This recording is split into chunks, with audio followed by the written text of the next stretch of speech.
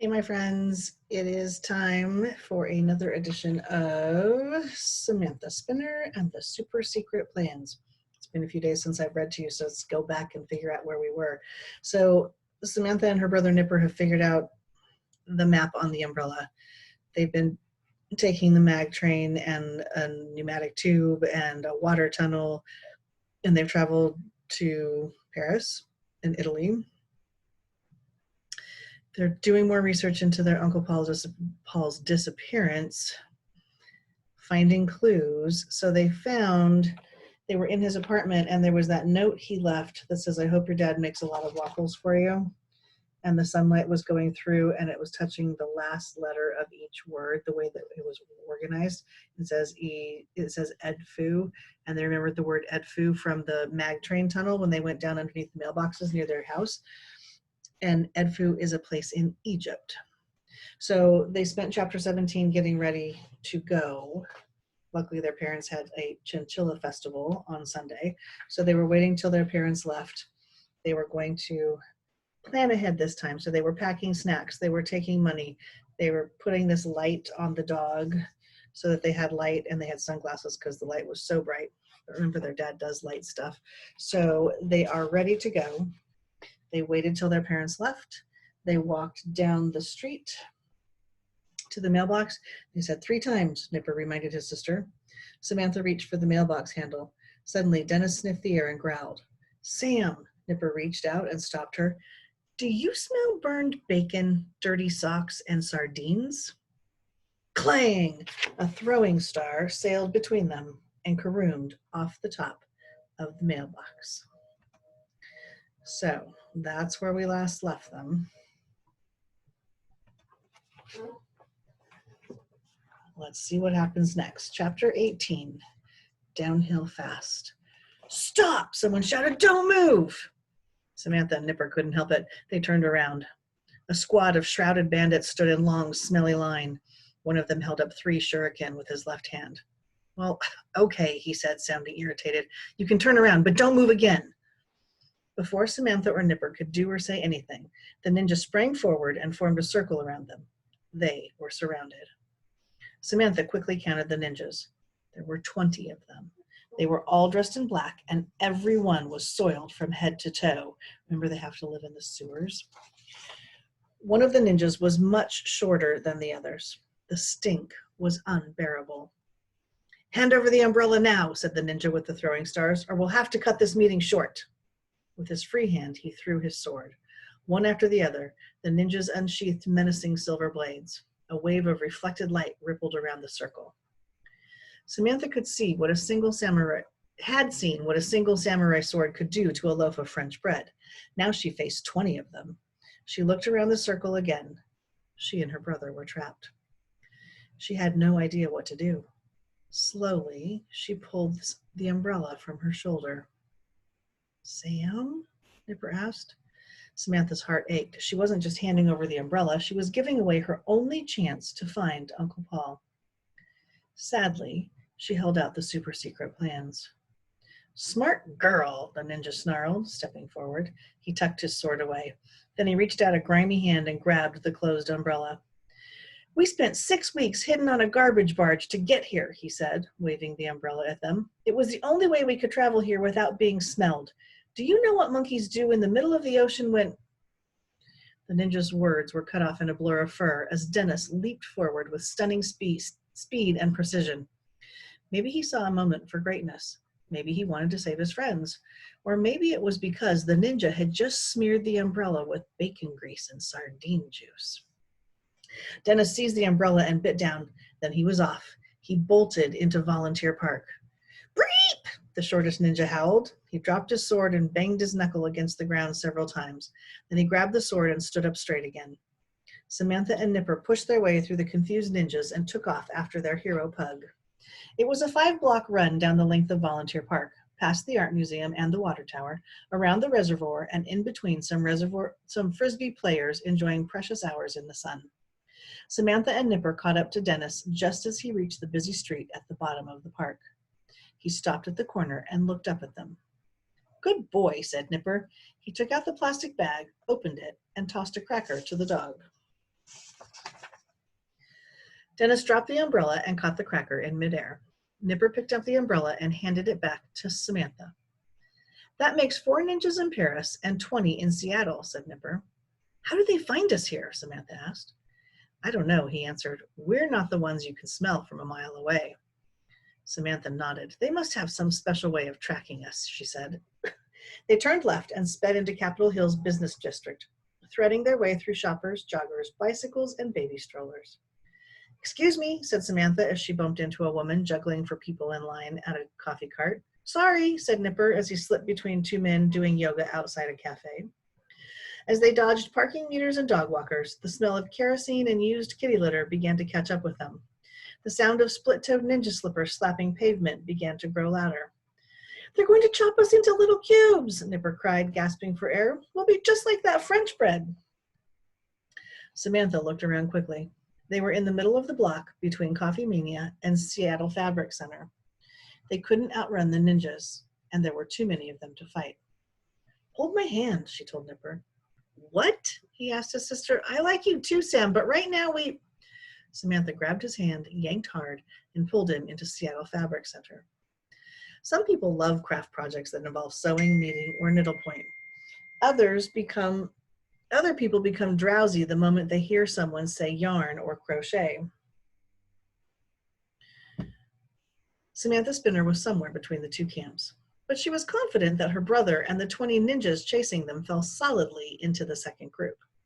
Samantha led Nipper through the front door of the store. They passed a young woman sitting behind a glass case of ribbons and zipper parts. It looked like she was knitting a skull and crossbones, but they had no time to ask her about it. They turned and sped down the aisle on both sides with rotating racks of colorful felt.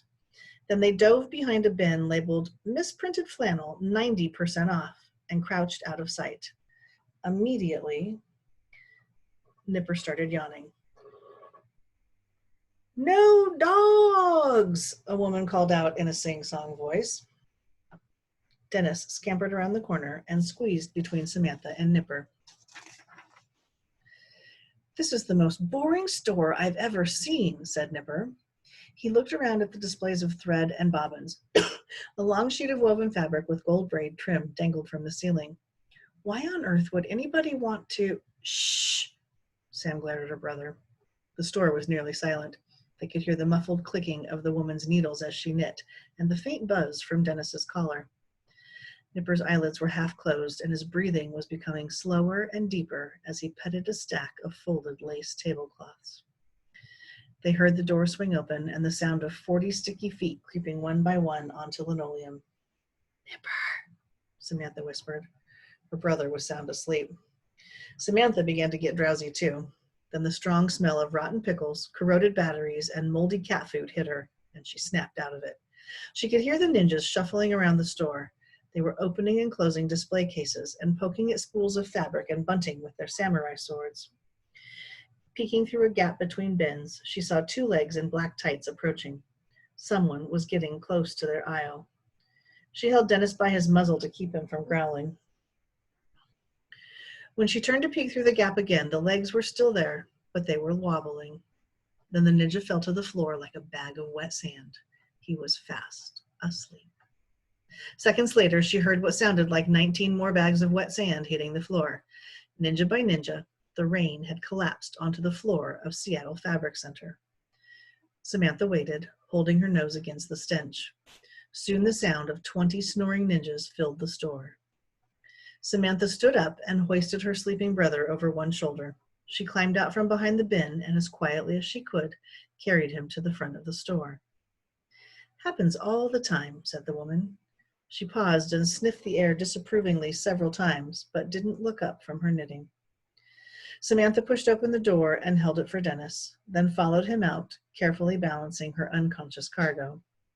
She carried Nipper for half a block, set him on his feet, and shook him a few times. Wake up, she said. She held out the umbrella and used it to point toward the park in the distance. Egypt is that way. Chapter 19, Prince of Egypt. Oh, play on words, so it's print, not prince, but Prince of Egypt. Once again, Samantha and Nipper stood in front of the mailbox with their pug at their feet. Samantha carefully opened and closed the metal flap 3 times, and the steel chamber rose from the ground on cue. As soon as it locked into place, Sam, Nipper, and Dennis stepped inside and headed down the secret staircase. They paused in the center of the dark room. Sam and Nipper both put on their sunglasses. "Show 'em what you can do, old pal," said Samantha. This time, she did a fairly good impression of her father. "Roof," said Dennis. The X-27B switched on, bathing the room in bright white light. For the first time, they got a true look at the mag train station. The floor was a colorful mosaic of tiles that formed a map of the world. A different type of stone had been used for each country. Germany was slate, Brazil was turquoise, India was rose quartz. There were hundreds of colors and textures. Art Deco columns stood between the portals to the mag train tunnels. Stained glass rings covered each pillar from top to bottom, reflecting the light up to the ceiling. Just a few feet above the kids' heads, the chamber ceiling extended into a shallow dome that looked like it was made of white marble. Hundreds of shiny golden objects dangled from the dome, glittering as they slowly turned. They were small sculptures: a bird, a flower, a fruit, a statue, a famous landmark. Samantha and her brother stood and stared. They looked up, down, and all around, taking everything in. "There's so much to do," Samantha said softly. She reached up and touched a golden model of the Lincoln Memorial. Through the columns, she could see Abraham Lincoln. "There are so many places to go," she added. "Look," Nipper shouted, snapping Samantha out of her thoughts. He was pointing at the archways surrounding them. "We can see all the writing now." With the room lit so brightly, smaller words were visible beneath the carved large letters. Dynamite. Have a blast in the Pacific Northwest. Paris, City of Light. Baraboo, Town of Clowns. Duck, North Carolina is coming at you. Zizix, California's spelling bee favorite. Edfu, fun for pharaohs. Wagga Wagga, planes, trains, and kangaroos. Wahoo! Nebraska loves you. Exit to the Emerald City. Samantha pointed up at the word Edfu with the umbrella and waved the metal tip under the small writing. So there's the picture of them in the mag train station. "Okay," she said, "let's have some fun." They both took one more moment to marvel at the magnificent chamber around them, and then marched into the tunnel labeled Edfu. They took their familiar places in the mag train car, and Dennis hopped onto Samantha's lap. 33 minutes later, they stood in a news station, studying the plans by the light of the X-27B. After exiting the mag train, Samantha, Nipper, and Dennis had followed a ramp from the train tracks up into a small square room. A ladder that led up to a hole in the ceiling was attached to one wall. An enormous falcon was painted on another wall. It stood at attention and wore a tall, cylindrical hat. "I recognize that bird. It's the Egyptian god Honus," said Nipper. "Uncle Paul told us about him." "You're close," said Samantha. "That's the god Horus." "Are you sure?" he said. "I'm pretty sure I remember the name Honus." "He was on your baseball card. Don't you remember?" Samantha asked. Nipper didn't answer, though, because he was already climbing the ladder. Samantha popped open the umbrella quickly. "Wait," she called. "I'll find us a secret hidden exit." Nipper stopped climbing. Ladder?" he said, pointing to the opening directly above him. "Come on," he said, and kept going. He pushed open a round hatch above him, and light spilled down from the world outside.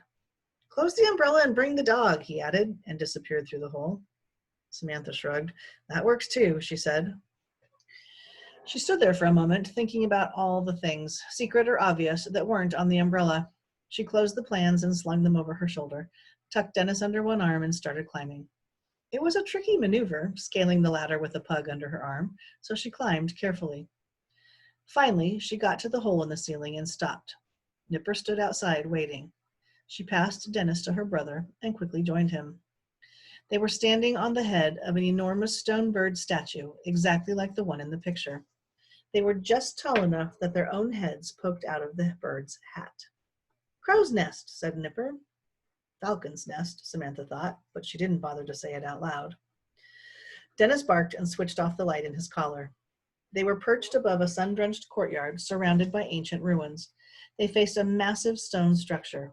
It was almost 100 feet high, with walls that sloped so that the whole building looked like a giant upside-down W. It was covered with carvings of Egyptian men and women and animal-headed gods. A shorter building, about half as high, stood behind them. It had round columns that fanned out at the top like stone palm trees. A steady stream of visitors came and went through a metal gate behind the columns. "Let's go there," said Samantha, pointing to the gate. They waited until there was no one in sight. Then they climbed out of the hat and slid down the back of the falcon's neck, over its body, and down its stone tail feathers. "Are you sure that's where we need to go?" asked Nipper, following closely behind Samantha and Dennis. "I'm not," she said. "Are you even sure we're supposed to be here in Edfu?" he asked. "Maybe those letters on the wall were just a coincidence." Samantha recognized that sound. It was the sound of her brother getting impatient. She adjusted the umbrella over her shoulder as she walked faster, passing between the columns and through the gate. Glass walls enclosed a lobby to the museum beyond. Several signs on metal bases lined the way to a wide pair of glass doors. Each sign welcomed visitors in a different language. Samantha recognized Arabic, English, French, Spanish, and several others. She pointed to the English language sign. "Our new exhibit, Discoveries from the Ptolemaic Dynasty. Don't miss opening day." "I don't think that's a coincidence," she said. Nipper nodded in agreement. They removed their sunglasses and pushed one of the doors open. Dennis padded happily behind. As soon as they entered the lobby, a woman in a uniform stepped in front of them. She held up one hand and pointed to the dog with the other. Samantha picked up Dennis and cradled him like a baby. Then she looked up at the guard with a hopeful smile. "Min fadlik?" Samantha asked in perfect Arabic. "Mine's not." The guard looked surprised, then nodded with a wide approving grin. "You said please so nicely, young American lady," she said. "I do not see a small dog with a sparkling collar." She waved them in. "See," Samantha told Nipper quietly, "if you're nice, it opens doors for you." "Sure," Nipper replied, even quieter, "but it doesn't get your Yankees back." They entered the large room. Hundreds of ancient artifacts were on display around them. A sacred boat appeared next to a chair on long poles that servants had used to carry Egyptian nobles from place to place. Fragments of statues rested on pedestals in a dozen locations. At the center of an exhibit, a long sheet of woven fabric with gold braid trim dangled inside a glass case. The fabric was painted in black, green, and bright orange. A museum guide beckoned. "Come closer," he said. "This is our most recent find, and we are very excited about it." The Spinners approached the man as he gestured toward the exhibit. "This fantastically preserved artifact was discovered pinned to a wall inside the Temple of Horus," he told them. "Nobody knows how it got there." He paused and looked at each of them for dramatic effect. "Archaeologists are still trying to determine the age of this fantastic object," he continued. "It may be only a few years old, or it may be several thousands of years old." He pointed to a small round detail in the bottom corner and lowered to a soft whisper. "Our only clue is down here. This mysterious symbol looks a lot like English letters," he said. "Don't you agree?" "What was that last part?" asked Nipper, beginning to feel very nervous. Samantha leaned in to examine the tiny mark. It was a big letter S surrounding the letters F and C. "Up here," the guide announced enthusiastically, "these 4 illustrations tell the story called The Traveler and the Monkey King." Colorful drawings featured animals, gods, and several familiar-looking Egyptian symbols. The central figures in all 4 pictures were a human-sized monkey wearing a black robe and a man in a gold vest. Only instead of the white shirt of ancient Egyptian dress, the man wore green-plaid pants that looked a lot like pajamas, and his shoes were unmistakably orange flip-flops. Samantha smiled. It was Uncle Paul. Chapter 20, we can't stop now. The Traveler and the Monkey King. "In ancient times, a monkey king danced round and round in the golden warmth of the sun," said the museum guide, interpreting the object in the display case. He swept his hand up to point at the first illustration. It showed the monkey waving both its arms in the air, a dark circle looped around its waist. "It looks to me like that monkey's using a hula hoop," said Nipper. "While the king danced and danced, a traveler came and stole his magic spear," continued the guide, waving his hand below the second illustration. "In that picture, the man in orange shoes tiptoed behind the monkey. He held a red triangle with a J-shaped handle at the bottom." "That spear looks like an umbrella," said Nipper. Samantha glanced at her own umbrella, then back at the exhibit.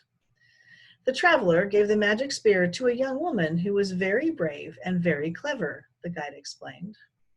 The third picture showed the man running away from a pack of identical warriors dressed all in black. He was handing the red triangle to a young woman. Samantha smiled. "The traveler knew that everyone he loved was in terrible danger, so he ran to a land far, far away," the guide concluded. In the final picture, the man stood beside a tower. It looked like the Washington Monument, but it was covered in Egyptian symbols. The guide bowed his head to show that he was finished. "What kind of stupid story is that?" Nipper asked loudly. "What could it possibly mean?" The museum guide held out his hands, palms up. I haven't the foggiest idea," he said, and shrugged. Samantha tugged at Nipper's sleeve and pulled him a few feet off to the side. "That artifact is definitely not thousands of years old," she told her brother. Samantha put Dennis on the floor. Then she took out her journal and drew some letters at the top of a blank page. She began to sketch the tower from the fourth illustration of the story. So here is our page of information about a new place, the Temple of Horus. The Temple of Horus is located in the city of Edfu, near the banks of the River Nile. It is one of the best preserved temples in Egypt. So this is what it looks like on the outside. And if you could see it from above and look, this is the floor plan, or the way the rooms are arranged on the inside. Completed in 57 BC, it is a shrine to the falcon-headed god Horus. Carvings on the wall reveal many details about the culture of Egypt thousands of years ago. In ancient times, the temple was the center of sacred festivals. Today, it is a major tourist attraction. Millions of people visit Edfu every year. Look for a sacred boat resting on a pedestal. There is a secret passageway below it. If you press on one of the panels of the pedestal, it will swing inward to reveal a ramp. This leads to a hidden tomb directly below the Temple of Horus. These secret chambers were built 5,000 years before the Temple of Horus. The Ptolemaic Egyptians didn't even know about this tomb. There is no natural light inside. You will have to bring your own lamp. The hallways, rooms, and everything in them have remained undisturbed since they were built. Until very recently. All right, friends, we're going to stop there for now. I think they are getting close